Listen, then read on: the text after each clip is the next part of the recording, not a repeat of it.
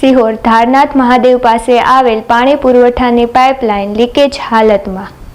સિહોર ગૌતમેશ્વર તરફ આવેલ રસ્તા ઉપર સિહોરના નવનાથ મહાદેવમાં ના ધારનાથ મહાદેવ તરફ જવાના રસ્તા ઉપર જે ગૌતમી નદીમાંથી પાણી પુરવઠાની લાઇન પસાર થાય છે ત્યારે છેલ્લા ઘણા સમયથી આ પાણી પાઇપલાઇનના વાલ્વ લીકેજ કે અન્ય કારણોસર પાણી અનેક ગણું વેડફાઈ રહ્યું છે। ત્યારે હાલ ઉનાળાના કપરા સમયના શરૂઆતથી પાણી માટે ફાફા પડી રહ્યા છે ત્યારે સિહોરની જનતાને અનિયમિત અને સ્લો પ્રેશરથી પાણી મળે છે અને છાશવારે પાલિકામાં પાણીના કકળાટને લઈ ચીફ ઓફિસર પ્રમુખ સહિતનાઓને આવેદનપત્ર તેમજ માટલા યુદ્ધ થાય છે, પરંતુ એક તરફ પાણી પુરવઠાની લાઇન લીકેજને લઈ પાણી અનેક ગણું વેડફાઈ રહ્યું છે ત્યારે આ અંગે તંત્ર દ્વારા ક્યારે ઊંઘ ઉડશે?